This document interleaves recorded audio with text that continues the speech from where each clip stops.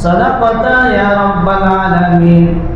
قال النبي صلى الله عليه وسلم من كان له ساعة ولم يزح فلا يقربن مصلانا أو كما قال النبي صلى الله عليه وسلم. পবিত্র জুমাতুল মুবারকের শ্রদ্ধাভাজন মুসল্লিয়ানে কেরাম, সর্বপ্রথম আমরা মহান সত্তার দরবারে শুকরিয়া জ্ঞাপন করে যিনি আমাদেরকে পৃথিবীর সকল আপদ বিপদ থেকে হেফাজত করে পৃথিবীর সবচেয়ে উত্তম স্থান আল্লাহর ঘরে আসার বসার তৌফিকটুকু দান করেছেন। এই জন্য অন্তরের অন্তঃস্থল থেকে শুকরিয়া তার জোরে আওয়াজ দিয়ে সকলে বলে আলহামদুলিল্লাহ। মুহতারাম হাজিরিন, বিগত সপ্তাহ আপনাদের সামনে কুরবানির দুইটা পাঠ ছিল। প্রথম যুগের ইতিহাস বলেছিলাম, দুইটা ইতিহাসে আজকে দ্বিতীয় পর্ব। প্রথম ইতিহাস হযরত আদম আলাইহিস সালাতু ওয়াস সালাম, হাওয়া আলাইহিস সালাতু ওয়াস সালামের সন্তানদেরকে কেন্দ্র করে হাবিল এবং কাবিলের বিবাহ শাদীকে কেন্দ্র করে যে কুরবানির সর্বপ্রথম চালু হয়। এগুলো সংক্ষেপে সব প্রথম ইতিহাসটা গত সপ্তাহ আপনাদের সামনে সবিস্তারে আলোচনা করেছি। আজকে কুরবানির দ্বিতীয় ইতিহাস, সে সম্পর্কে আমি সূরাতুস সফফাত 101 নং আয়াতটা তিলাওয়াত করেছি। নবী করিম সাল্লাল্লাহু আলাইহি ওয়াসাল্লামের হাদিস থেকে ছোট্ট একখানা হাদিস পেশ করেছি। তিলাওয়াতকৃত আয়াত হাদিসকে সামনে রেখে আজকে কুরবানির ইতিহাস সংক্ষেপে আপনাদের সামনে উপস্থাপন করেন। সকলে বলি ওমা তাওফীক ইল্লা বিল্লাহ। মুহতারাম হাজিরিন, কুরবানির দ্বিতীয় ইতিহাস হযরত ইব্রাহিম আলাইহিস সালামের সন্তানকে কুরবানি করার যে নির্দেশ আল্লাহ পাক দিয়েছিলেন, এটার ইতিহাস। হযরত ইব্রাহিম আলাইহিস সালাম আমাদের জাতির পিতা। কিসের পিতা? মুসলিম জাতির পিতা। আমাদের জাতির পিতা হযরত ইব্রাহিম আলাইহিস সালাতু ওয়াস সালাম ভুলভালে মেসেজ দিয়া অন্য কাউকে মুসলমানদের জাতির পিতা বানানো যাবে বলেন? জাতির পিতা বানানোর মালিক কে? মিল্লাতা আবিকুম ইব্রাহিম।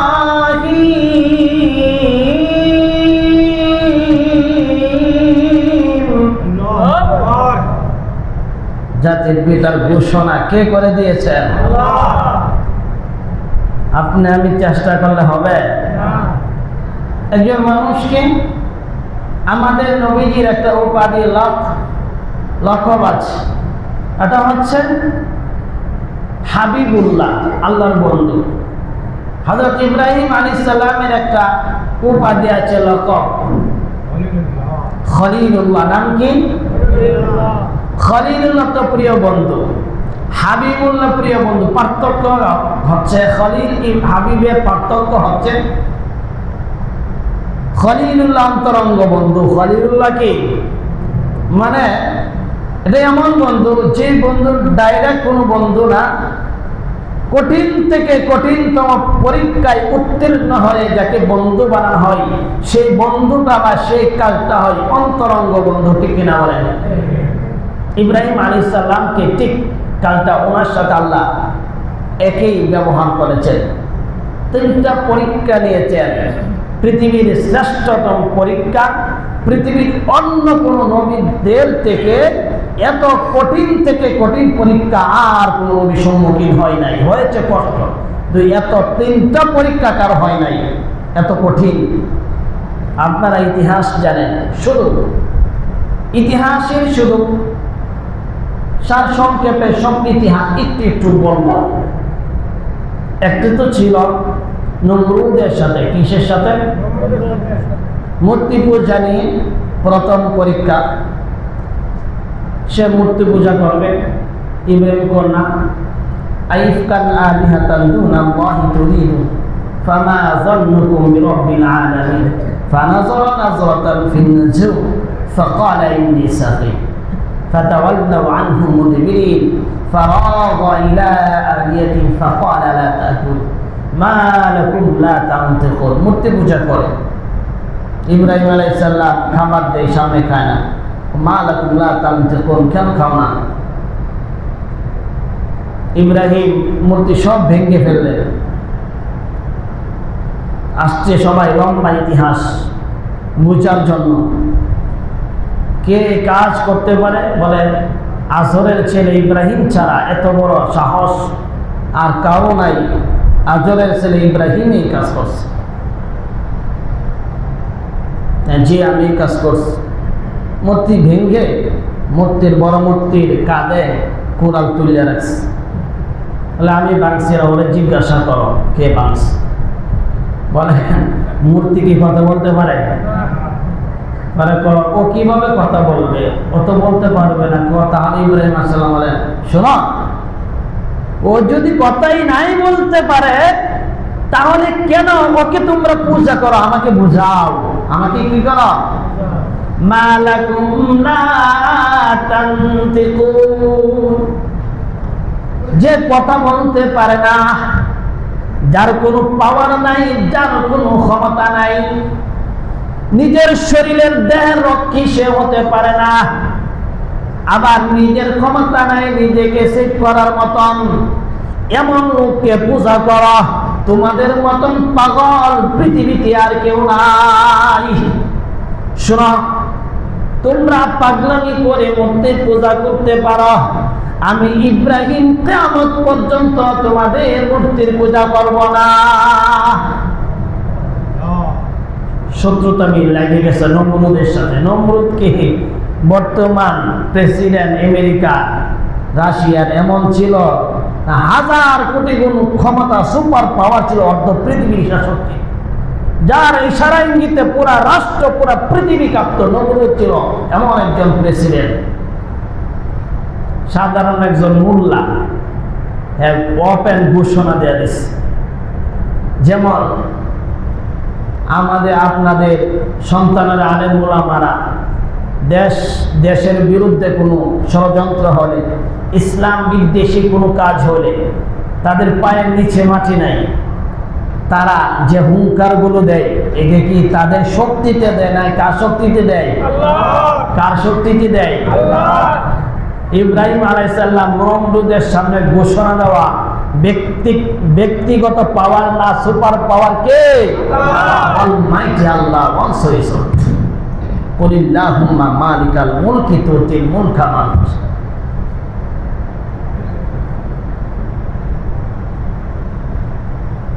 সবকিছুর ক্ষমতাধর মালিক কে?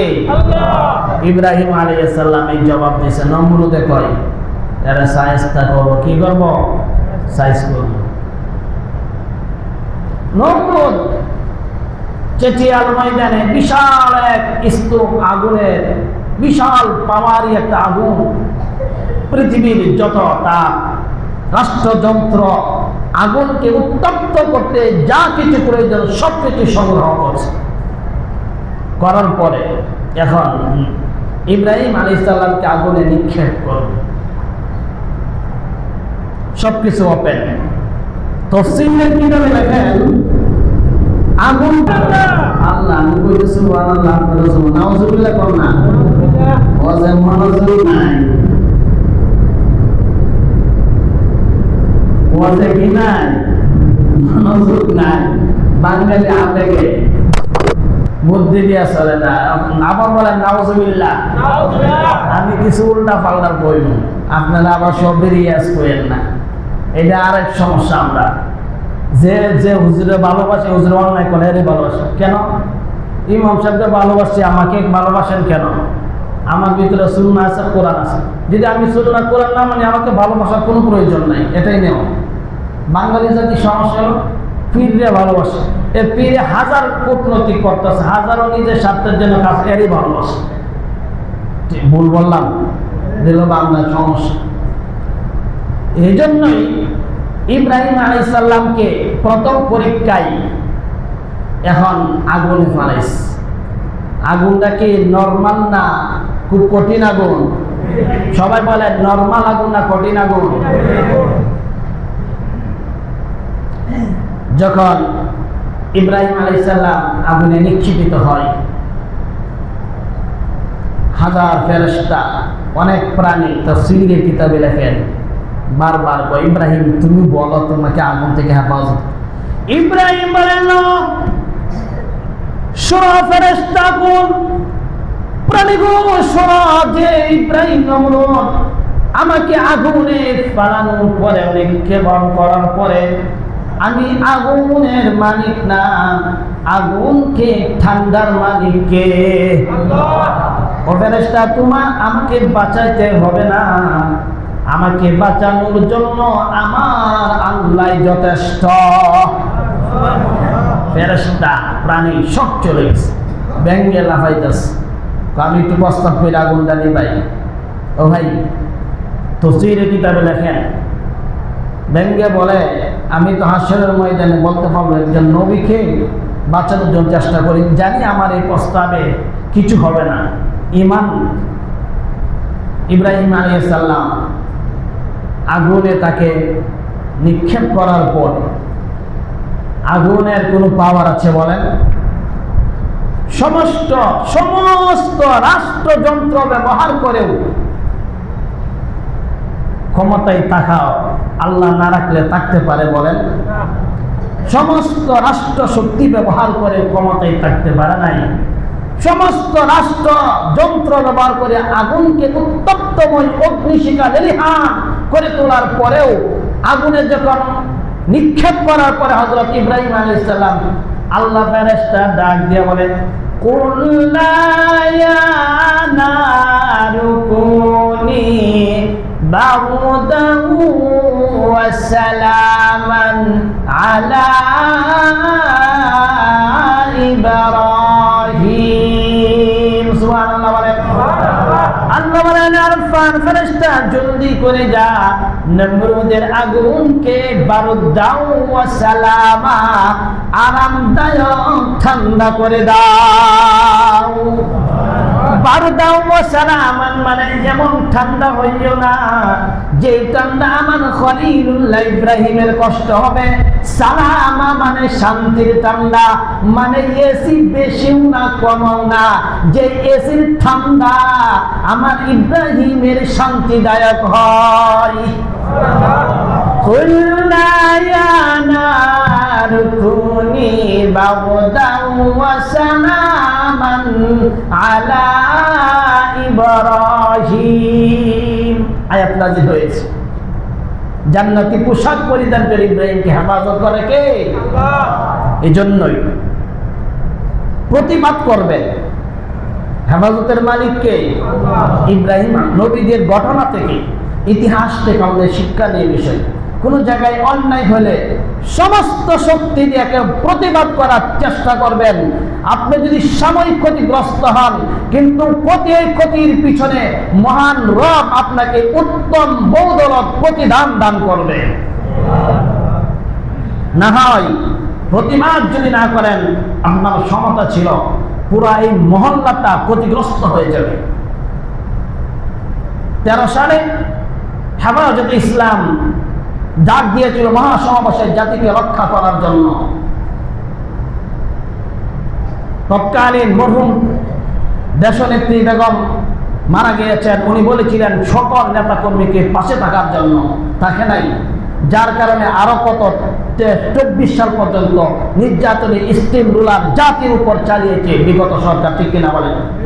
এই জন্য প্রতিবাদ না করার কারণে, কারণ আলেমরা নির্যাতনের যে সিস্টেম, নির্যাতনের তরিকা দেখে কোরআন এবং হাদিস একটা রুলস, একটা মডেল বলে দেয়, এই লোকটা এই ধরনের কার্যক্রম করতে পারে। এটা এই যে হিসাব কোরআন হাদিসে আছে। আপনি 1 ঘন্টা হাঁটবেন, একজন আলেম, বিজ্ঞ আলেম শুধু আপনার হাঁটাটা দেখবে, কোন নিয়মে কোন সিস্টেমে কেন হাঁটছেন বলে দিতে পারবে। কোরআন এবং হাদিস এমন এমন অমীয় এক বাণী, এমন একটা সবকিছুই বলে দিতে পারে। তাহলে আমরা তো বুঝেছিলেন এই অবস্থা হবে। যদি আগেই হতো তাহলে আমার 57 জন সেনাকে, এই দেশের যে নক্ষত্র ছিল, তার সম্পদ ছিল, কত টাকা দেশের তাদের পিছনে ব্যয় হয়েছে, আজকে তাদেরকে আমরা হারাইতাম না, দেশে সম্পদ থাকতো তারা। এই জন্যই ইব্রাহিম আলাইহিস সালাম তৎকালীন বিশ্ব ক্ষমতাধর নমরুদের সামনে একজন পায়ের নিচে মাটি নাই, ইব্রাহিম আলাইহিস সালাম ইমানের শক্তিতে প্রতিবাদ করেছিলেন। ঠিক কিনা বলেন? এটা আপনাদের শিক্ষা, ইব্রাহিমের শিক্ষা থেকে জাতির শিক্ষা। এগুলো বললে মানুষ বলে হুজুর করে রাজনীতি। বলেন এগুলো কোরআনে বলছেন না, প্রত্যেকটা ঘটনা, ইচ্ছা কিচ্ছা কাহিনী বর্ণনা করে বলছেন এগুলো মানব জাতির মেয়া উলিল আলবাব, ইবরত হাসিল করা, ইবরতুল লিউলিল আলবাব, এটা মানব জাতির জন্য শিক্ষা নেই। আল্লাহ বলে দিয়েছেন, কোরআনের ঘটনা বর্ণনা করে বলেছেন বাস্তবিক আধুনিক বর্তমানের সাথে মিউচাল করে দাও, মানুষ যেন এটার থেকে শিক্ষা করে পরবর্তীতে যেন কোনো ভুল মানব জাতি না করে। হ্যাঁ, ভুল করলে মাসুল দিতে হবে। যেমন আপনাদের সূর্য সন্তানেরা জেলে বিভিন্ন নির্যাতনের শিকার হয়েছেন। বিশ্ববিখ্যাত মুফাসসির আল্লামা দেলোয়ার হোসেন সাইদি ইন্তেকাল হয়েছে নির্যাতনের শিকার হয়ে। বলা অসম্ভব না কিছু। পৃথিবীর জমিনে এমন একজন মুফাসসির আর হবে কিনা আল্লাহ ভালো জানে। যার এক বয়ানের সাথে আরেক বয়ান মিল নাই। কোরআন এবং অন্তত কত ভাষার অধিকারী মালিককে শিক্ষা তার ভিতরে ছিল। এমন একজন বিশ্ব নন্দিত এক মুফাসসির কোরআন, আমরা তাকে হারিয়েছি। কোরআনের পাখি যাকে বলা হয়, কারণ আমরা সত্য ন্যায়ের প্রতীক হয়ে প্রতিবাদের কণ্ঠ আমরা তুলে ধরতে পারি নাই। এজন্য আজকে স্কলারশিপ বিশ্ববিখ্যাত মুফাসসির আলেমগণকে আমরা হারিয়েছি। আল্লাহ রক্ষা করেছেন, সকলে না আমিন। ইব্রাহিম আলাইহিস সালামের এই ঘটনা থেকে প্রতীয়মান হয় যে ভবিষ্যতে কোনোদিন কোন রাষ্ট্রের বিপক্ষে যদি কেউ দাঁড়ায়, রাষ্ট্রকে যদি স্বাধীনতাকে অক্ষুণ্ণ করার জন্য, স্বাধীনতা বিপন্ন করার জন্য যদি কোনো শক্তি প্রয়োগ করা হয়, প্রত্যেকটা মুসলমান জাতির প্রয়োজন হচ্ছে তার প্রতিবাদ করা। ইব্রাহিম আলাইহিস সালাম তৎকালীন যুগের বিশ্ববর ক্ষমতা নমরুদের যে মূর্তি পূজা ছিল তার বিরুদ্ধে সে ঘোষণা দিয়েছেন, তুমি এগুলো ভণ্ডামি, এগুলো চলবে না, এগুলো মূর্তি পূজা, এগুলো আল্লাহর সাথে তৃতীয়বারে বিশ্বাসী, আমি এগুলো পূজা করতে পারি না। স্বয়ং তুমিও পূজা থেকে বিরত থাকো, আল্লাহর ইবাদত করো, এবং আমি ইব্রাহিম আলাইহিস সালাম আল্লাহর খলিলুল্লাহ, আমার প্রতি ঈমান আনো। সুবহানাল্লাহ বলেন। কার সামনে পেশ করলেন বক্তব্য? কার সামনে? কার সামনে? নমরুদকে বাংলাদেশের প্রেসিডেন্ট মতন ক্ষমতা না খুব বেশি ক্ষমতা? 1 নম্বর পরীক্ষায় উত্তীর্ণ হলেন ইব্রাহিম আলাইহিস সালাম। নাম্বার 2, 99 বছর বয়স, বৃদ্ধ বয়স, বয়োবৃদ্ধ মানুষ, সন্তানাদিনী, একটা সন্তান আল্লাহ দান করেছেন। রব্বি হাবলি মিনাস সালিহিন, সন্তান দিয়েছেন। সন্তানের নাম কি? হযরত ইসমাঈল আলাইহিস সালাতু ওয়াস সালাম। লম্বা ইতিহাস, সময় কম। ইব্রাহিম আলাইহিস সালাম 3 মাস বয়স, আল্লাহর হুকুম, ইব্রাহিম বাবেল থেকে, মিশর থেকে তুমি চলে যাও মক্কায়। হাজারা ইব্রাহিমের স্ত্রী, ওয়াইফ, ওনাকে রেখে মক্কায় তুমি চলে আসো তোমার শহরে। পারবেন আপনারা? 3 মাসের সন্তানটাকে বুঝবেন? বনবাস দিয়া চিঠিয়াল ময়দানে কেউ সম্ভব? ইব্রাহিম আলাইহিস সালাম নির্দেশ সাথে সাথে চলে গেলেন মক্কায়, দুদুমনু প্রান্তে চলে গেলেন। 3 মাস বয়স, পানি নাই, কিচ্ছু নাই, একটা মক্কা দুদুমুর প্রান্তে, কিচ্ছু নাই, মরুভূমির মাঝে আসার সময় শুধু একটু বোতল, একটা পানি আর করে খেজুর ছিল, একদিনের খাবার, 1-2 দিনের খাবার ছিল। হাজিরা তো মায়া চোখে তাকিয়ে আছে যে এত বয়সে একটা ছেলে দিল আল্লাহ, আর আমার স্বামী কি করে এখানে, আমাদেরকে রেখে চলে যাচ্ছেন। শুধু হাজারা বিবি কেমন ছিল ঈমানওয়ালা, ওগো আমার প্রিয়তম সঙ্গী শোনো, তুমি যে আমাকে মক্কার দুদুমুর প্রান্তে রেখে যাচ্ছ, এখানে কি আল্লাহর নির্দেশ হয়েছে কিনা বলো? ইয়েস, ইব্রাহিম বলে আল্লাহর নির্দেশ হয়েছে বিদায় তো তোমাকে মক্কার দুদুমুর প্রান্তে আমি রেখে গেলাম। শোনো, তাহলে চলে যাও, কোনো টেনশনের কারবার নাই, যে আল্লাহ নির্দেশ দিয়েছে, আমার আল্লাহই আমাদেরকে হেফাজত করবে।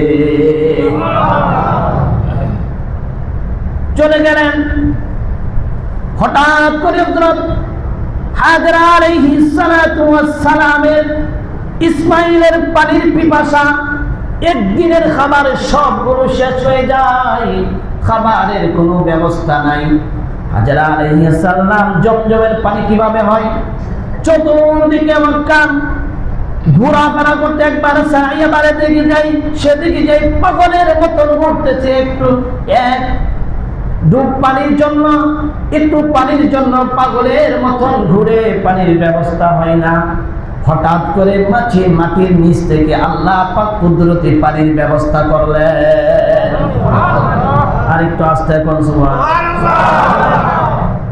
এটা জমজমের পানি। সেদিন অনেক ইতিহাস এটাকে বন্ধ না করলে কিয়ামত পর্যন্ত পানি উঠে। পৃথিবীর বিজ্ঞানীরা গবেষণা চালিয়ে দেখেছেন, পৃথিবীর জমজমের পানির মতন কোন বিশুদ্ধতম পানি আর পৃথিবীর মুখে নাই। ইন্নাস সাফা ওয়াল মারওয়াতা মিন শাআইরিল্লাহ ফামান হাজ্জাল বাইতা আও ইতামারা ফালা জুনাহা আলাইহি।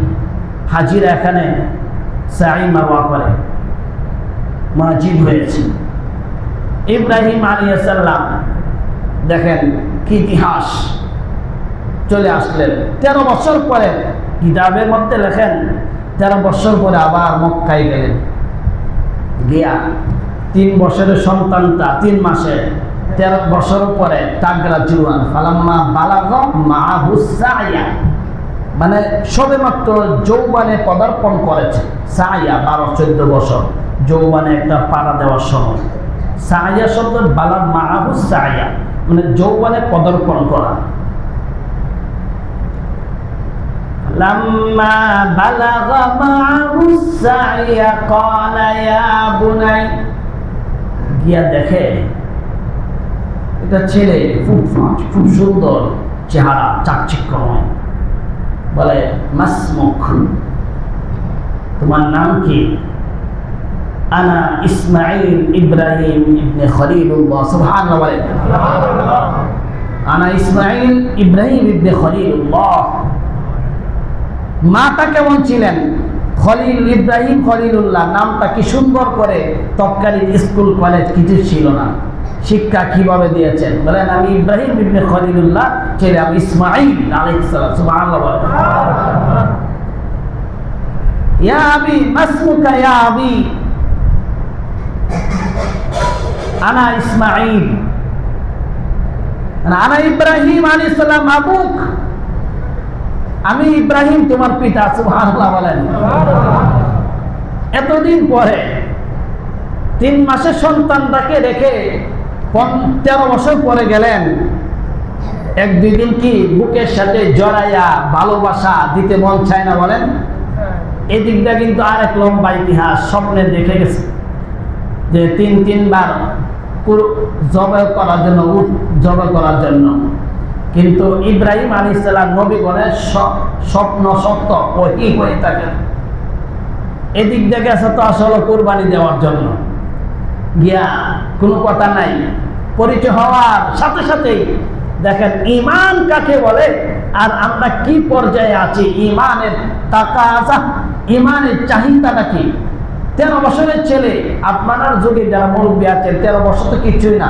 দাদার কাছে শুনি 13 বছরে মানুষ ল্যাংটা থাকছে, এখন তো সবকিছু বুঝে 2-4 বছর হলি, আগে 13-14-15 বছরের মানুষ ল্যাংটাই নাকি থাক। ইসমাইল আলাইহিস সালাতু ওয়াস সালাম কোরআনে আয়াত, ইব্রাহিম আলাইহিস সালাম কোরআনে আয়াত শোনালেন। قال يا بني إني أرى في المنام أني أذبحك فانظر ماذا ترى سبحان الله ইসমাইল শোনো, আমি তোমাকে ভালোবাসা দেওয়ার জন্য আসিনি, আমি তোমাকে আলিঙ্গন করার জন্য আসিনি, সময় নষ্ট করা যাবে না। শোনো, আমার বৎস শোনো, ইন্নী আরা ফিল মানাম, আমি গতকালকে স্বপ্নের ঘরে দেখলাম। মানাম মানে স্বপ্ন। ইন্নী আরা ফিল মানামি আন্নী আমি আযবাহুকা ফানজুর আযবাহুকা, তোমাকে জবে করব, কুরবানি করব। সুবহানাল্লাহ মানে কুরআন সূরা সাফফাত 101 নং আয়াতে পরবর্তী ইব্রাহিম আলাইহিস সালাম ইসমাঈল বলেন ফানজুর মাযা তারা, আবার বলেন সুবহানাল্লাহ। আলাইনি আযবাহুকা ফানজুর মাযা তারা। ইব্রাহিম আলাইহিস সালাম ইসমাঈলকে বলে ফানজুর, লক্ষ্য কর, মাযা তারা, এই ব্যাপারে তোমার অভিমত কি? ছেলে বলেন ইসমাঈল আলাইহিস সালাতু ওয়াস সালাম বলেন ক্বালা ইয়া আবাতি ফাআল মা তুমার সাতাজিদুনি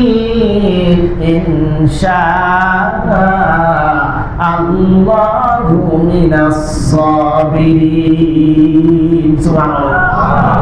ক্বালা ইয়া আবাতি ফাআল মা তুমার, বাবা শোনো, তুমি যেমন স্বপ্নে দেখতে যেমন আদিষ্ট হয়েছ, তেমনি ভাবে তোমার স্বপ্নকে বাস্তবায়ন করো, এটা আমার বিন্দু মাত্র কোনো দ্বিধাদ্বন্দ্ব নাই। সুবহানাল্লাহ বলে। শুধু তাই নয়, চিৎকার দিয়ে বলেন সাতাজিদুনি ইনশাআল্লাহু মিনাস সাবিরিন, আমাকে তুমি সাতাজিদুনি অচিরেই সাবিরিন ধৈর্যশীলদের অন্তর্ভুক্ত পাবা, এর ব্যাপারে তুমি বিন্দু পরিমাণ টেনশন ফিল করবা না। সুবহানাল্লাহ। পিতা পুত্রের সম্পর্ক, আল্লাহ হুকুম কিভাবে নির্দেশ পালন করেন। আর সামনে কুরবানি আসছে, আমরা আল্লাহ পাক হযরত ইব্রাহিম আলাইহিস সালামকে সন্তানকে কুরবানি করার নির্দেশ দিয়ে ইমানের যে তাজাল্লি, নূরের যে তাজাল্লি, ইমানের শক্তিকে প্রকাশ করার জন্য, ইমানি শক্তিকে মানুষের মাঝে প্রকাশ করার জন্য। ইমান কাকে বলে? আল্লাহর হুকুমের সামনে সম্পদকে, নিজের সন্তানকে, নিজেকে কুরবানি করে দেওয়া, এটা আল্লাহর হুকুমের সামনে চাই কোনো ব্যাপার হতে পারে না। আল্লাহর হুকুম যখন আসবে, নিজের জীবনকে আল্লাহর রাস্তায় কুরবানি করতে কারা কারা প্রস্তুত আছে? হাত তুলে। আল্লাহ পাক কবুল করে না। আমিন। এজন্য কুরবানির অর্থ বিসর্জন দেওয়া।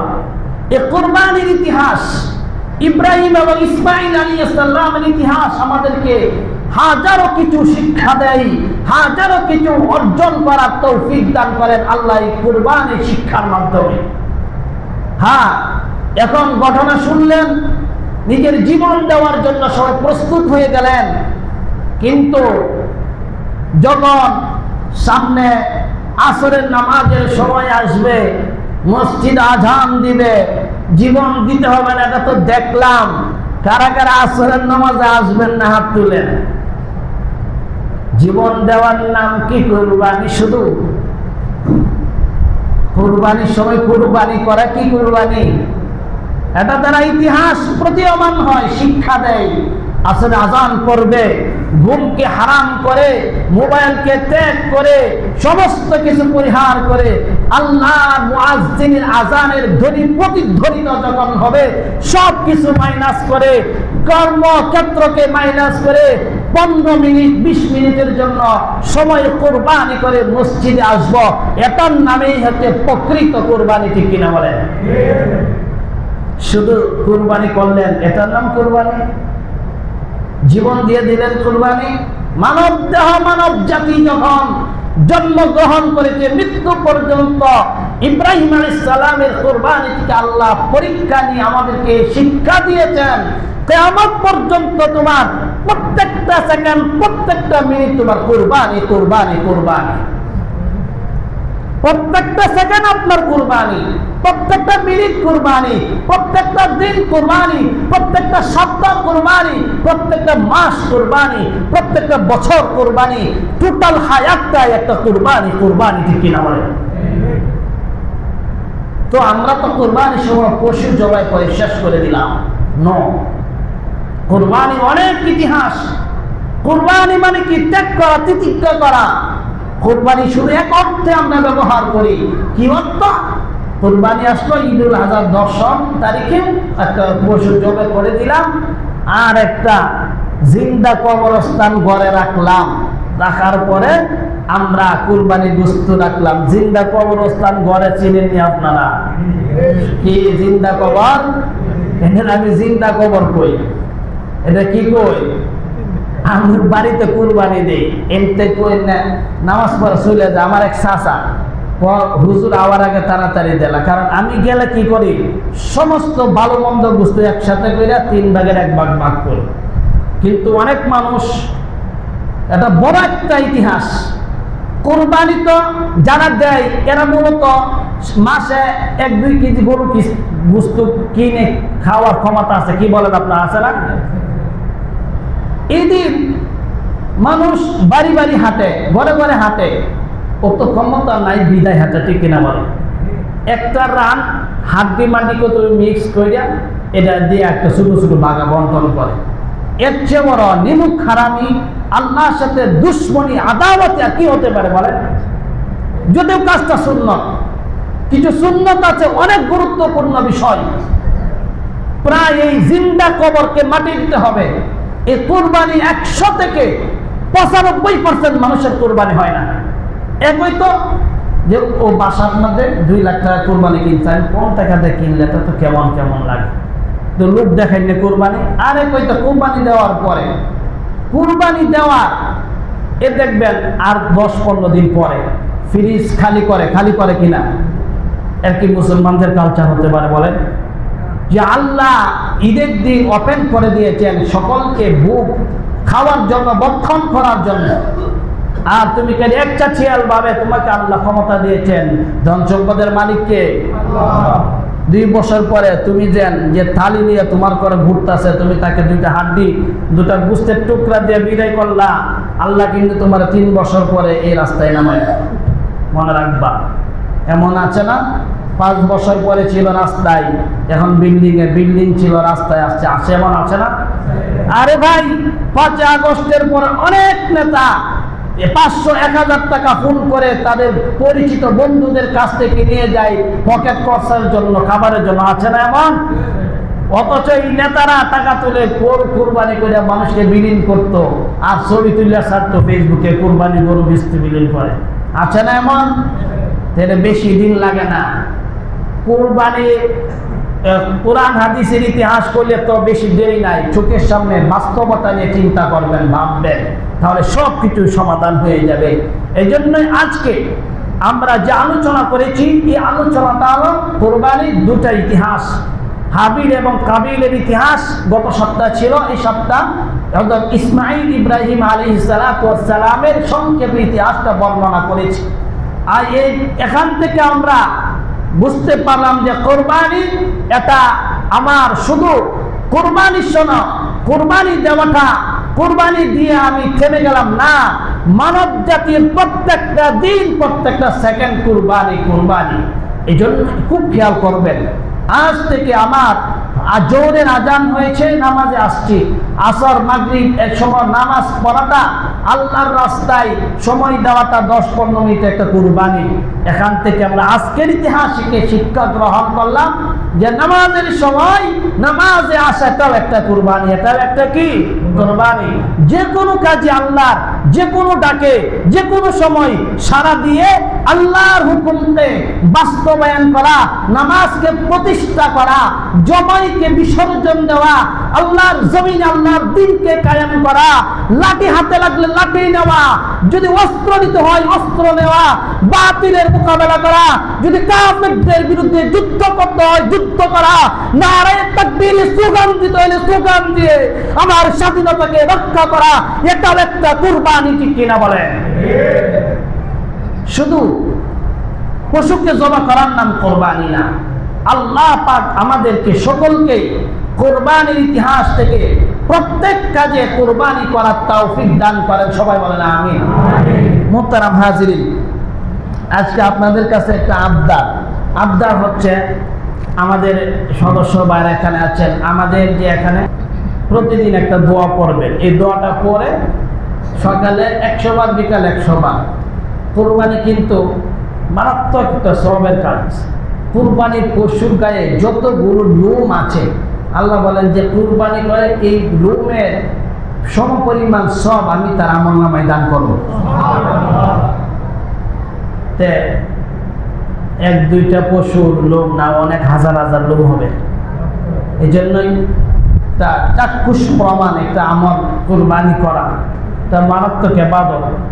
এই জন্যই যে এক নাম সর্বোচ্চ 7 নাম, এগুলো মাসআলা সামনে সপ্তাহ বলবো, ফজিলত আলোচনা বাকি আছে, ফজিলত সম্পর্কে আরো সামনে সপ্তাহ বলবো, ইতিহাসটা আজকে বললাম। এই জন্যই যদি কোরবানি দিতে চান প্রতি সপ্তাহ প্রতিদিন সকালে 100 বার, বিকালে 100 বার এই দোয়াটা পড়বেন।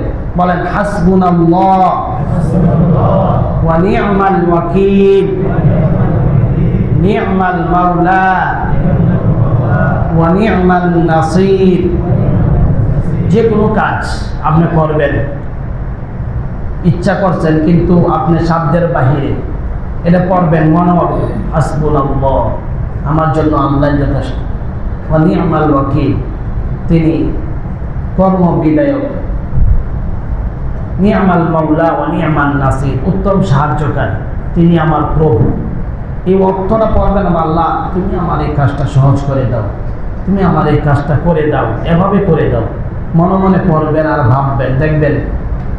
আর যদি পারেন 2 রাকাত সালাতুল হাজতের নামাজ পড়বেন। এটা তো যে কোনো কাজে যে কোনো প্রয়োজনে সর্বপ্রথম কারো মুখাপেক্ষী না হয়ে মুখাপেক্ষী হতে হয়। মুখাপেক্ষী বলতে একজন জারিয়া, একজন মানুষকে ধরতে হয়, চেষ্টা করতে হয়। সর্বপ্রথম 2 রাকাত নামাজ পড়বেন। নামাজ পড়ার পরে তাকবীর করবেন, অর্থাৎ আপনার এই হাওলাটা সর্বপ্রথম কাজের সম্পর্কটা কার সাথে হবে? আল্লাহর সাথে।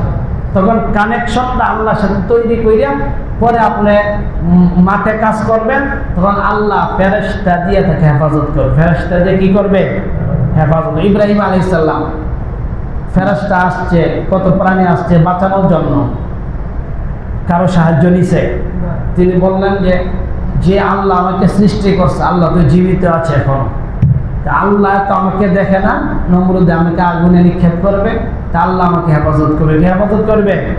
আল্লাহ হেফাজত করবে। এই জন্য সর্বোত্তম মুখাপেক্ষী কার কাছে ফিরবো আমরা? আল্লাহ থেকে। এই জন্য এই দোয়াটা শিখবেন, হাসবুনাল্লাহু ওয়া নি'মাল ওয়াকিল, নি'মাল মাওলা ওয়া নি'মান নাসির। বলেন হাসবুনাল্লাহু ওয়া নি'মাল ওয়াকিল, নি'মাল মাওলা ওয়া নি'মান নাসির। আল্লাহ পাক আমাদেরকে সকলকে ইসলামের প্রত্যেকটা ক্ষেত্রে আমল করার তৌফিক দান করেন। আমিন। যারা সুন্নত পড়েন নাই সুন্নত পড়েন।